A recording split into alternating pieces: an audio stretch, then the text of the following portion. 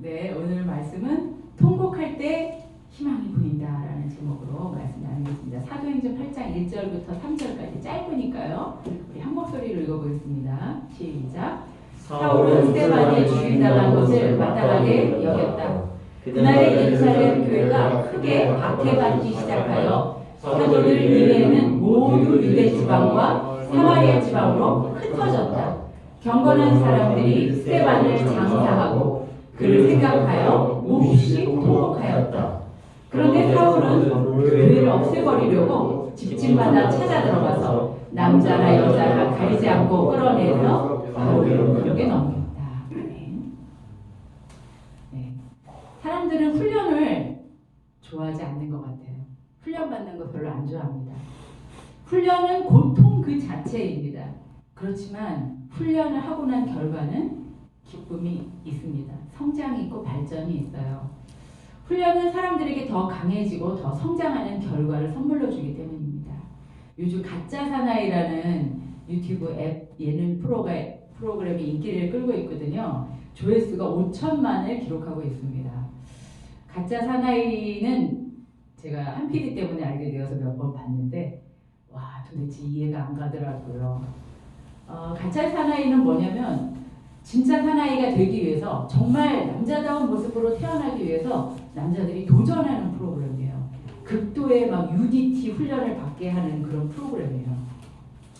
그래서 훈련생들은 막 흙탕물에 들어가서 거기 엎드려갖고 흙탕물에 고개를 숙이기도 하고 머리를 잠그기도 하고 그래서 거기서 막 숨을 참고 버티고 막 눈에 막 흙탕물이 들어가고 아주 추운 겨울 깜깜한 밤에 차가운 바닷물에 막 옷을 벗고 맨몸으로 뛰어 들어가서 거기 또 바다에 또 바닷가에 눕기도 하고 막 머리를 땅에 대고 엎드려 뻗쳐 하고 얼차려를 하고 와 아니 그 고통을 왜 당하고 있는지 저는 이해가 안 됐었어요. 불쌍하기도 하고 웃음이 나더라고요. 아니 왜 저렇게 하고 있나.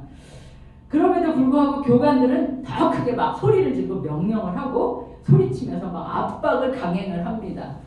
절대 잘했다고 칭찬하지 않고 계속 막 그런 훈련을 받고 있어요. 그들이 원하는 것은 무엇일까요? 왜 특공대에 도전하고 그렇게 교관들에게 무시당하고 까다로운 심사를 거쳐서 그 훈련을 받으려고 막 면접을 보고 그런 일들을 하는 걸까요? 그들은 강한 사람이 되고 싶어 하는 것 같습니다. 아, 저 사람은 무슨 훈련을 받았대. 그 모든 훈련을 다 통과한 사람이래. 와, 저 사람 대단해. 정말 대단한 사람이야. 저 사람 정말 강한 사람이야. 센 사람이야. 이런 소리를 듣게 되는 거죠. 혹시 여러분 중에도 그런 훈련 받고 강해지고 싶은 분이 계신가요? 우리 김철영 원장님 특공대 나오셨는데 그때도 아마 그런 혈기로 지원을 하셨던 것 같아요. 사람들은 연약한 사람이 되고 싶지 않습니다. 누구나 강하고 힘센 사람이 되고 싶어 합니다. 그러나 훈련은 선뜻 받으려고 하지 않습니다. 왜냐하면 훈련이 주는 고통이 너무 크기 때문이에요. 강해지고 싶지만 훈련은 받고 싶지 않은 그런 모순된 우리의 모습을 보게 됩니다. 꽃도 그런 것 같아요. 비닐하우스에서 따뜻하게 보호받으면서 자라는 그런 꽃은 비바람이 몰려가고 비닐이 그냥 비닐하우스가 훌러덩 벗겨지는 순간 비바람에 노출되면 그 꽃들은 그냥 다 죽고 맙니다. 얼어버리고 맙니다. 그렇지만 야생의 꽃은 어떻습니까?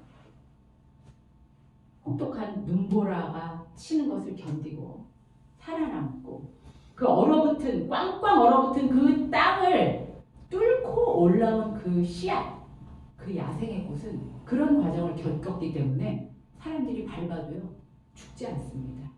비바람이 와도 살아남습니다. 웬만한 추위에 끈질기게 살아남아 버티는 생명력이 그 야생꽃에는 있기 때문이에요. 그래서 온실 속에서 큰 꽃하고 야생의 꽃하고는 너무 차이가 있습니다. 신앙생활을 하는 우리에게도 뜻하지 않은 어려움이 오고 고통이 찾아올 때가 있습니다. 교회 다니면 항상 좋은 일만 있고 만사 형통하고 축복을 받고 이렇지 않습니다. 성경에 보면 너희가 물 가운데로 지날 때 내가 너희와 함께 한다고 하셨지 너희가 인생 가운데 불이 없고 사막이 없고 광야가 없다고 절대 말씀하지 않으셨거든요. 하나님이 때때로 우리에게 그런 광야, 그런 고통, 그런 것을 그냥 내비둘 때가 있어요. 그대로 그냥 두실 때가 있습니다. 왜 그럴까요? 우리를 강하게 하기 위해서입니다. 우리 믿는 자를 강하게 하기 위해서. 로마서 5장 3절에 보면 다 같이 읽어볼까요? 뿐만 아니라 우리는 또한 환난 가운데서도 기뻐합니다. 이는 환난은 인내를, 인내는 연단을, 연단은 소망을 이루는 줄 알기 때문입니다. 아멘. 환난을 주신다는 겁니다. 그걸 통해서 무엇을 얻게 하기 위해서요? 인내를, 연단을 통해서 인내를 얻고 인내는 연단을, 또 연단은 소망을 주게 하기 위함이다. 하나님은 훈련을 통해서 하나님의 사람으로 온전하게 우리를 만들기를 원하시는 분이세요. 다윗도 왕으로 기름 부음을 받고 곧바로 왕이 되지 않았어요. 자그마치 13년 동안이나 사울에게 추격을 당하고 도망다녀 했습니다. 하룻밤도 편하게 잠을 못 자는 삶을 살았어요. 숙식이 늘 불안했어요. 늘 쫓겨다녔으니까. 안정된 삶이라는 게 없었어요. 그냥 노숙자처럼 살았어요. 사울왕이 자기를 잡으러 온다는 소식이 들으면 바로 지금 보따리를 싸갖고 도망가야 되는 상황이었어요. 하지만 하나님은 그가 그 훈련들을 겪게 내버려 두셨어요. 그리고 그 훈련들을 무사히 잘 마쳤을 때 이스라엘의 전무후무한 최고의 왕이 되도록 그를 만들어 주셨습니다. 요셉은 어떤가요? 요셉도 이집트의 총리가 되기 위해서 그냥 되지 않았어요. 17년 동안이나 혹독한 지옥 훈련을 겪어야 했습니다. 지하 감옥에서 남의 집 노예로 외롭고 힘든 그 고통의 나날들을 보내야 했습니다. 모세도 40년 동안 광야에서 외국인의 그 하층민으로 전락해서 견디고 버텨야 되는 시간들이 있었습니다. 하나님은 우리를 강하게 하시려고 UDT 훈련을 호되게 시키시는 분이십니다. 욥기 23장 10절 한번 다 같이 읽어볼까요? 시작. 그러나 나의 가는 길을 오직 그가 아시나니 그가 나를 단련하신 후에는 내가 순금같이 되어. 순금은 불순물이 하나도 없는 것이 순금입니다. 순금은 값어치가 있어요. 그러나 순금은 그냥 만들어지지 않습니다. 뜨거운 용광로, 쇠도 녹이는 그 불타는 용광로에서 단련받아서 다 녹아져야지 순금이 되는 겁니다. 비로소 귀한 순금이 태어나는 겁니다. 우리 크리스찬들이 단련받는 모습은 하나님 보시기에 어떨까요? 우리 크리스찬들이 하나님은 우리를 단련하기 원하시는데 하나님께서 그 모습을 보실 때 어떠실까요? 크리스찬들이 그 용광로에 가서 다 허물어지고 다 녹아지는 그 과정을 겪는 것을 보기만 해도 얼마나 참으로 가슴이 아프지 않을 수 없습니다. 어린 자식을 키우는 엄마의 마음도 마찬가지일 거라고 생각이 들어요. 어떤 부모가 자식이 고생하는 것을 기뻐하겠습니까? 어떤 엄마가 자식이 괴로움 당하는 것을, 그 고통 당하는 것을, 어려움 당하는 것을 보고 좋아하겠습니까? 가슴이 찢어지게 아프죠. 저도 마찬가지거든요. 자식을 키워본 엄마들, 부모들은 다 똑같을 거예요. 하나님은 어떠실까요? 하나님은 우리가 고통당하고 환난당하는 모습을 참기 힘드실 거예요. 참 가슴이 아플 거예요. 그렇지만 하나님이 우리를 훈련시키는 목적이 있으세요. 온전해지고 하나님의 사람으로 온전해지고 모든 선한 일을 하기에 온전한 하나님의 그 사람으로 거듭나게 하기 위해서 어쩔 수 없이 하나님은 침묵하시고 그 하나님의 최종 뜻을 이루기 위해서 우리를 내버려 두시는 겁니다. 오늘 본문의 의인 스데반은 돌에 맞아 죽습니다. 그때 주변에 경건한 하나님의 사람들 고통 속에서 막 통곡을 하고 난리가 납니다. 교회는 핍박을 더 강하게 받게 됐고 결국에는 뿔뿔이 다 흩어지고 가족같이 지내던 그 믿음의 공동체가 갈기갈기 찢어지는 그런 아픔을 겪게 됩니다. 근데 하나님은 스데반이 죽게 내버려 두셨어요. 그 유대 공동체가 그 가족같이 지내던 그 공동체 공동체가 찢어지는 것들을, 그 아파하고 눈물 흘리는 것들을 그냥 다 보고 계셨어요. 병든 자를 고치셨고 눈먼 자를 눈을 뜨게 했고 감옥문을 여셨던 그 성령의 기적이 나타나지 않았습니다. 그들의 고통을 지켜보신 하나님. 하나님은 하나님의 뜻을 이루기 위해서 그 아픔을 참으셨던 거죠. 하나님은 무엇을 위해 자기 백성을 흩으셨을까요? 과거에 하나님이 자기 백성을 흩으신 때가 있었거든요. 그때는 언제였냐면 자기 백성들이 죄를 범하고 말 듣지 않을 때였어요. 하나님의 공의를 드러내기 위해서 안 돼! 라고 엄격하게 말씀하셨습니다. 창세기 11장에 바벨탑 사건이 나오거든요. 사람들이 바벨탑이라는 탑을 쌓기 시작했어요. 이제 건축이라는 것을 알게 돼가지고 건축을 시작을 했어요. 쌓다 보니까 높아지는 거예요. 와, 재밌다. 우리 하나님보다 높아지자. 하나님처럼 높아지자라는 교만함으로 바벨탑을 높이 쌓았어요. 엄청나게 높이 쌓았어요. 그때 하나님께서 그들을 온 지면에 흩으셨습니다. 창세기 11장에 보면 여호와께서 거기서 그들을 온 지면에 흩으셨으므로 그들이 그 도시를 건설하기를 그쳤더라. 비로소 그쳤더라라고 얘기하고 있어요. 또 우상 숭배로 하나님을 버린 백성들에게 바벨론에게 침략을 받고 노예로 끌려가서 70년간 종살이하도록 내버려 두셨습니다. 에스겔서 12장 15절에 보면 제가 읽겠습니다. 내가 그들을 이방 사람 가운데로 흩어지게 할 것이다. 모든 나라 가운데로 쫓아버릴 그때에 그들이 비로소 내가 주인 줄, 내가 하나님인 줄, 내가 너의 주인이고 내가 너의 하나님인 것을 그들이 비로소 그때 알게 될 것이다. 하나님께서는 이렇게 바벨탑을 무너뜨리기도 하시고 또 바벨론의 포로로 잡혀가도록 정말 그 뒤로 다 이 쇠사슬을 묶고 벌거 벗겨가지고 끌려가는 그걸 다 그냥 지켜보셨어요. 예루살렘 성전이 다 무너지는 것을 그냥 지켜보시고 내버려 두셨어요. 자기 백성들이 다 처참하게 죽는 모습을 하나님은 다 그냥 지켜보셨습니다. 그렇게 교회를 흩으셨습니다. 그렇게 하나님의 백성들을 흩으셨습니다. 그러나 오늘 교회를 흩으심은 그런 징계가 아니고 오히려 자비를 이루려고 하셨어요. 자, 1절 뒷부분 한번 읽어보겠습니다. 하나님께서 왜 교회를 흩으셨습니까? 구약에는 징계하기 위해서 흩으셨습니다. 그러나 오늘은 그렇지 않아요. 1절 후반절 시작.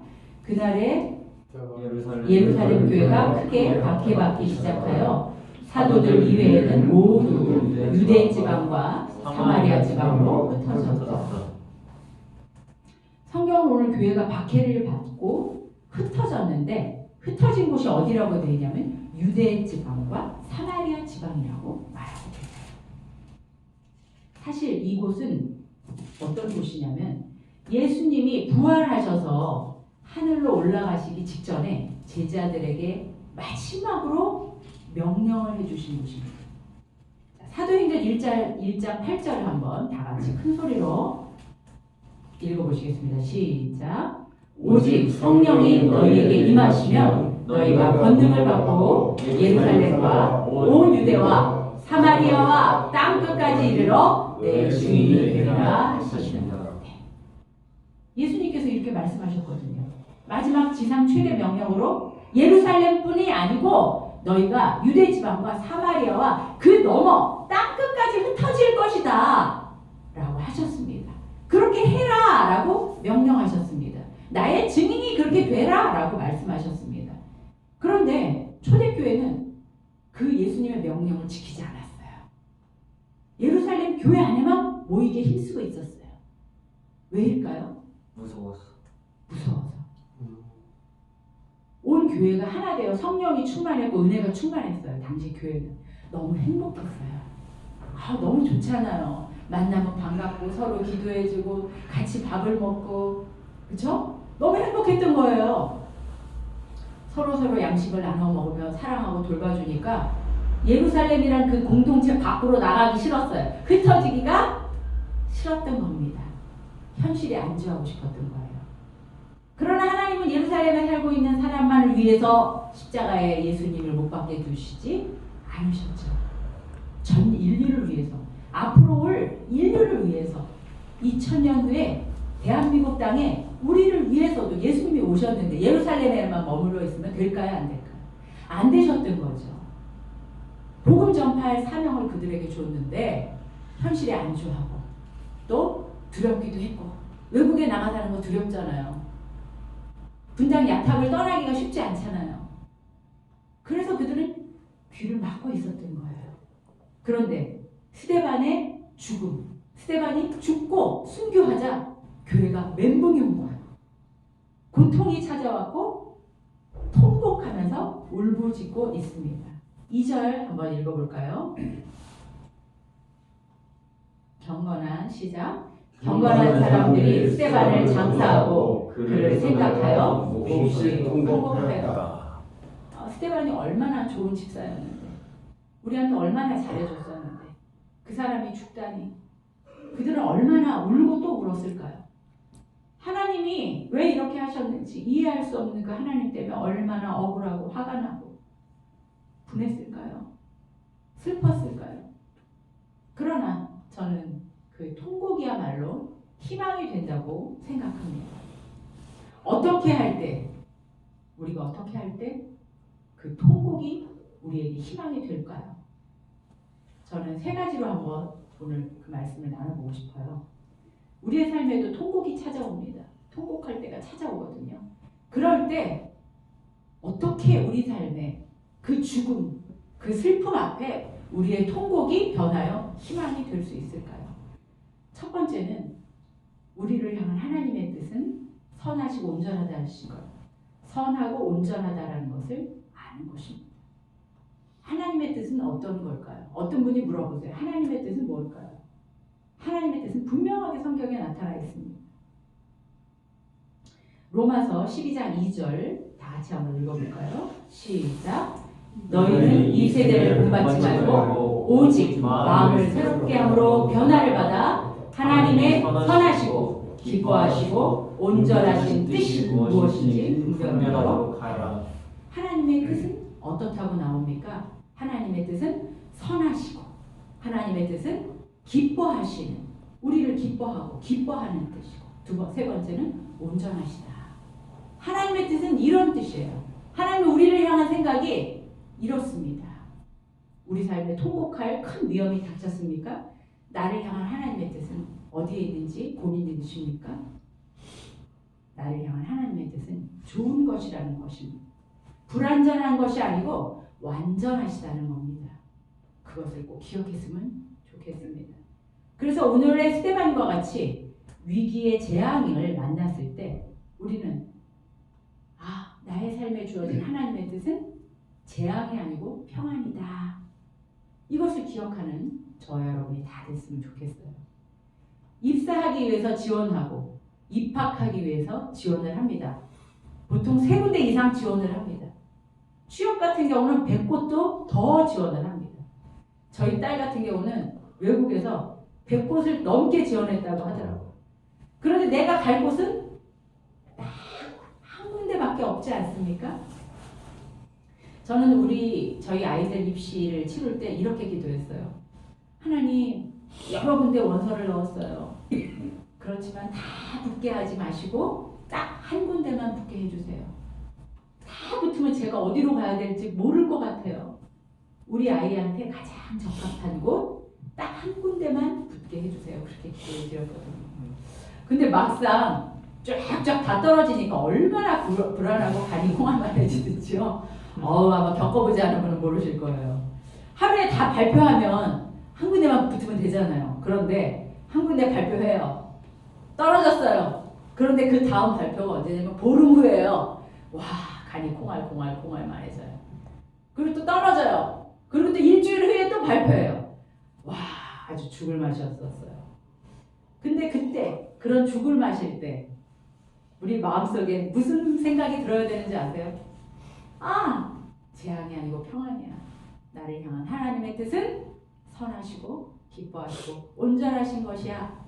이것을 기억하면 좋겠다는 겁니다. 사업이 계약이 계속 안 되고 어긋나고 되는 일이 없을 때가 있어요. 저희도 고시텔 운영하면서 방이 빨리빨리 팔아버리면 속이 시원하잖아요. 근데 계약이 그냥 하루에 전화가 뭐 10통이 오면 10통이 다 계약되면 좋잖아요. 계약이 안 돼요. 전화가 안 돼요. 연결이 안 돼요. 그때 우리가 기억해야 될 것이 무엇인가요? 하나님의 계획은 선하시구나. 정말 좋은 사람, 정말 필요한 분, 그런 만남을 하나님이 주겠구나 라고 마음에 갖고 있으면 불안하지 않다라는 겁니다. 나를 향한 하나님의 뜻은 완전하신 것. 그런 것을 우리가 기억했으면 좋겠습니다. 잘 안 되고, 계약이 성사가 안 되고, 미팅이 잘 안 되고, 불합격한 대학에 우리 아이가 들어갈 그런 불합격한 대학이 올 때 그 두려운 마음이 아니고 평안을 우리가 얻었으면 좋겠습니다. 스탠리 존스라는 분이 이런 말을 했어요. 내가 지금까지 살아오면서 깨달은 것이 한 가지 있다. 그것은 바로 우리 인생의 한쪽 길이 막히면 다른 쪽 길이 열린다는 것을 발견했다. 불합격했습니까? 계약이 해약됐습니까? 하려던 일이 막혔습니까? 그때 하나님의 선하시고 온전하심을 기억하는 저와 여러분 다 됐으면 좋겠습니다. 나에게 가장 좋은 것, 가장 좋은 길로 인도하시는 그분을 기억할 때 그때 비로소 우리의 통곡이 희망이 될 줄 믿습니다. 아멘.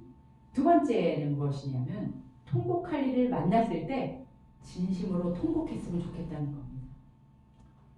하나님의 명령대로 살지 않고 내 현실이 좋아 내 것 붙들고 안락함에 파묻혀 살았던 것을 우리는 후회할 줄 알아야 된다고 생각합니다.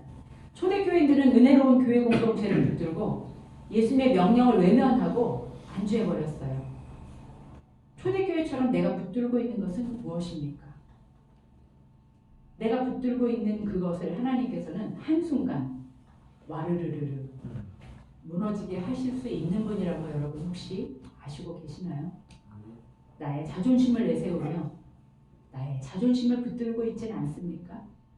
나를 방어하기 위해, 나를 포장하기 위해서 꽁꽁 숨겨두고 붙들고 있는 그 무엇이 있지는 않습니까? 고집과 아집으로 똘똘 뭉쳐서 하나님을 기쁘시게 하는 그 사명을 외면하고 나를 붙들고 살고 있지는 않습니까? 사도 바울은 하나님을 기쁘시게 하는 것이 인생의 목표였던 사람입니다. 하나님만 바라보니 사람들에게 환심을 사려고 아첨할 일도 없었고요. 자존심 내세우면서 나를 포장할 일도 없었고요.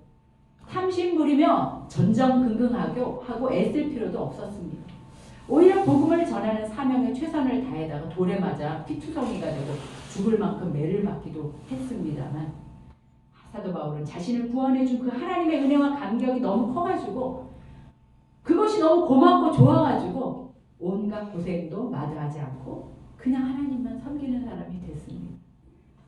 방향이 올바를 때 어려움 속에서도 사명을 감당할 그 방향이 올바를 때 우리는 기쁨과 평안이 충만하게 될 줄로 믿습니다. 아멘. 사도 바울은 죽어도 좋았습니다.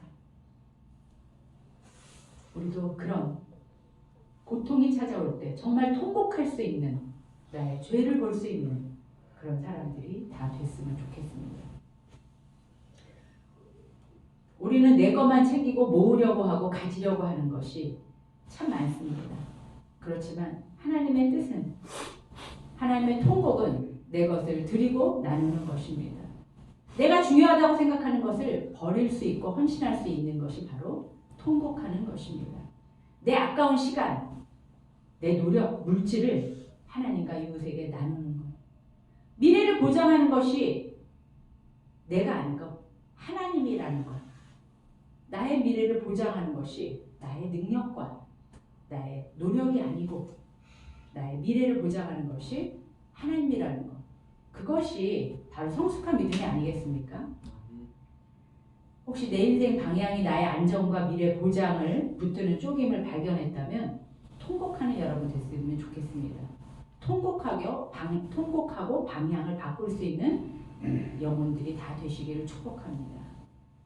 인생의 방향이 내가 소유하고 있는 안전한 것이 아니고 날 구원하신 그분, 내 삶의 주인이신 그분이 되길 간절히 바랍니다. 세 번째는 통곡할 일을 받아들이는 것입니다. 때로는 우리한테 이런 일이 찾아올 때가 있거든요. 근데 저도 그런 일들을 당했지만 계속 의무를 품고 자기 연민에 빠져서 우울해하고 슬퍼하고 그렇게 지낼 때가 참 많이 있어요. 근데 빨리 그냥 받아들이고 적응하는 것이 그것이 바로 희망을 얻게 되는 비법입니다. 그래야 출발을 하게 되거든요. 어려운 일입니다. 그러나 그래야 하나님의 선하심이 인정이 돼요. 나를 향한 하나님의 사랑이 나를 배반하지 않음을 인정하게 돼야 그래야 바로 그것이 믿음이고 감사입니다. 내가 할 수 없는 것을 내가 닥친 이 환경, 이 고통의 환경을 뼈저리게 느끼고 이거 내가 할 수 없는 일이야. 인정하는 것. 하나님 앞에서 나의 모든 힘을 다 빼고 인정하는 것. 내가 약해질 때 하나님은 강해집니다.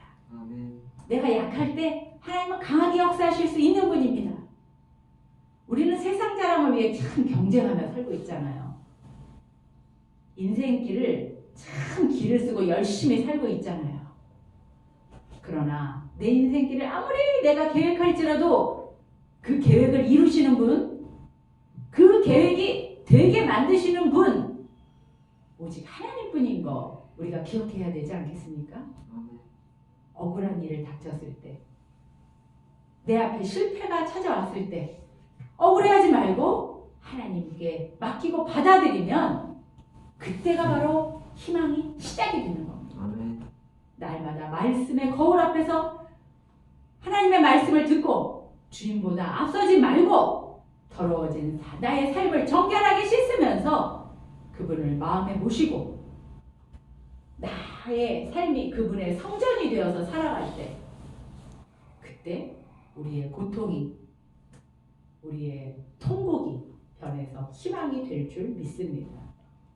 지금은 도저히 이해할 수 없지만 아주 먼 훗날 왜 하나님이 그때 그렇게 하셨는지, 왜 그 통곡의 시간이 나한테 꼭 필요했던 사랑의 시간이었는지 이해하게 되실 날이 꼭 오실 것을 저는 믿습니다. 아멘. 마무리하겠습니다. 우리의 사업과 직장과 만나는 사람 속에 고난이 오고 고통이 오고 박해가 찾아왔습니까? 그렇다면 이제 희망을 가지시기 바랍니다. 왜냐하면 그것은 하나님의 사람을 온전하게 만들고 우리의 불순물이 전혀 없는 순금으로 만들기 위한 하나님의 손길이기 때문입니다. 환난의 때에 우리는 더욱 강하게 버티고 인내할 근력을 키우게 되고 힘이 생기게 됩니다. 우리가 강하고 단단하게 훈련되어져서 믿음의 사람으로 우뚝 세워지길 하나님은 바라시고 계십니다. 믿음이 없어서 비바람에 흔들리고 뿌리가 뽑히는 사람이 아니고 어떤 연단과 어떤 환난이 와도 믿음의 뿌리가 깊게 심겨져서 전혀 흔들리지 않는 그런 믿음의 사람. 하나님께서는 우리를 향한 하나님의 뜻이 선하시고 온전하시다고 말씀하고 있습니다. 아멘. 반드시 나의 삶에 깊이 관여하셔서 그 뜻을 이루시도록 우리를 이끄실 것입니다. 통곡할 때 희망을 보는 저와 여러분 다 되시길 간절히 축복합니다. 아멘. 아멘. 기도하겠습니다. 사랑이 많으신 하나님 아버지, 오늘 스데반이 순교하는 장면과 초대교회가 그 모든 고통 가운데 흩어지는 그 모습들을 보게 되었습니다. 주님, 저희의 삶 가운데 고통이 찾아오고 환난이 찾아오는 때에 침묵하시는 하나님이 느껴집니까? 이해할 수 없을 때 원망하고 속상해하고 슬퍼하고 나 자신에 대해서 연민을 갖고 아파하는 것에서 그치지 않게 하시고 그것을 받아들이고 하나님의 사랑을 볼 수 있는 자들이 되게 하여 주시옵소서. 우리를 훈련시키시길 원하시고 우리를 강하게 하시길 원하시는 주님을 느낍니다. 우리를 연단하셔서 순금처럼 정결하게 하실 주님을 믿습니다. 우리를 사용하시고 우리를 사랑하시고 우리를 인생 최고의 자리에 올려놓으실 주님을 믿습니다. 지금 있는 저희의 처한 환경에서 주를 보게 하여 주셔서 고통 가운데 통곡하면서 하나님께 나아가게 축복하여 주시옵소서. 아멘. 저희가 붙들고 있는 것들이 있습니까? 저희 아집과 고집과 자존심 있습니까? 주님 내려놓기를 원합니다. 나의 인생의 계획, 그 주인이 하나님인 것을 알게 하시길 원합니다. 내 뜻대로 안 됩니까? 내 마음대로 안 됩니까? 그것이 인생인 것을 알게 하여 주시고 하나님의 지혜의 근본이신 것을 하나님께 맡기는 것이 지혜인 것을 알게 하여 주시기를 원합니다. 나의 모든 삶의 주인이 하나님인 것을 고백할 때 하나님께서 내 인생의 시작을 스타트 하실 것을 믿습니다. 오늘 그 한 발걸음이 되게 하여 주시고 우리의 희망의 첫걸음이 되는 첫날이 되게 축복하여 주시옵소서. 아무것도 염려하지 않고 기도와 간구로 너희 구할 것을 하나님께 아뢰라고 하신 하나님께 저희의 간구를 아뢰며 하나님과 동행하며 기뻐하며 감사하며 찬양하는 삶이 되게 축복하여 주시옵소서. 아멘. 이 모든 말씀 예수님의 이름으로 기도했습니다. 아멘. 아멘. 잠시 우리가 통성으로 기도하는 시간 갖겠습니다. 저희의 마음을 들여다보는 시간, 하나님 앞에 고백하는 시간 갖겠습니다. 통성으로 기도하시겠습니다. 주님 감사합니다. 저희들을 이 자리에 불러 모아 주셔서 예배하게 하시고 찬양하게 하시고 하나님을 기억하게 하시니 감사합니다. 하나님 저희들은 참 연약한 자입니다. 늘 쓰러지기 쉬운 자이고 부족한 자입니다. 그렇지만 하나님께서 우리를 사랑하시고 하나님의 사랑 안에 거하기를 원하시고 우리를 복 주시기를 원하시고 우리가 행복하기를 원하시고 우리가 잘 되기를 원하시는 하나님의 그 사랑을 우리가 기억하게 하여 주시옵소서. 하나님의 뜻은 거저가 아니고 온전하시고 완전하신 것을 우리가 알게 하여 주시옵소서. 하나님 우리가 강해지길 원하시는 하나님을 믿습니다. 우리의 믿음이 강해지게 하여 주시옵소서. 환난 중에 기뻐하게 하여 주시고 그 환난이 인내는 연단을 소망을 주는 것을 알게 하여 주시길 원합니다. 우리의 삶에 주님이 찾아오셔서 우리를 다스려 주시옵소서. 우리를 만져 주시옵소서. 동행하여 주시옵소서. 혼자 살아가는 것이 아니고 고아처럼 버려진 삶이 아니고 하나님과 함께하는 삶이 되게 축복하여 주시옵소서. 아무것도 염려하지 않게 하시고 오직 우리가 필요한 것을 하나님께 기도와 간구로 기도할 수 있는 자들이 다 되게 축복하여 주시옵소서. 하나님이 저희의 아버지 되심을 알게 하여 주시옵소서. 하나님이 저희의 목자 되심을 알게 하여 주시옵소서. 하나님이 저희 인생의 남편 되심을 알게 하여 주시옵소서. 하나님이 저희의 왕이신 것을 알게 하여 주셔서 하나님 섬기며 살아가게 하여 주시옵시고 아버지 이 세상에 살아가며 비교하고 낙심하고 좌절하는 것이 아니고 나를 향한 하나님의 그 계획을 바라보며 기뻐하며 감사하며 찬양하며 나아갈 수 있는 저희들 다 되게 축복하여 주시옵소서. 아버지 우리 교회와 나라와 이 가정과 민족을 축복하여 주셔서 하나님께 합당한 가정, 교회, 민족되게 축복하여 주시옵소서. 하나님 코로나로 어려운 이 경제에 하나님 우리가 살아남게 하여 주시옵시고 우리의 생업에 복을 허락하여 주셔서 먹고 사는 데 어려움 당치 않도록 축복하여 주시고 안전하게 보호하여 주시옵소서. 죽지 않게 도와주시옵소서. 사업을 하고 있는 청년 있습니까? 아이디어를 허락하여 주셔서 이 사업 가운데 기름 부어 주셔서 아버지 아름다운 결과물을 낼 수 있도록 축복하여 주시옵소서. 하나님 사업체 팀장과 대표와 여러 가지 팀 가운데 회의할 때 아이디어와 지혜를 허락하여 주시옵소서. 하나님 생업에 기름 부어 주시옵소서. 셰라우스와 애플 원룸태를 축복하여 주시옵소서. 예수님의 이름으로 기도했습니다. 지금은 예수 그리스도의 피 흘려 죽으신 죄사함의 은혜와 하나님의 사랑과 성령의 역사가 어떤 고통이 와도 잘 훈련받아 강한 믿음을 가진 하나님의 사람으로 온전하게 서기로 결심하는 각 사람 머리 위에 지금부터 영원까지 함께 계실지어다. 아멘. 아멘.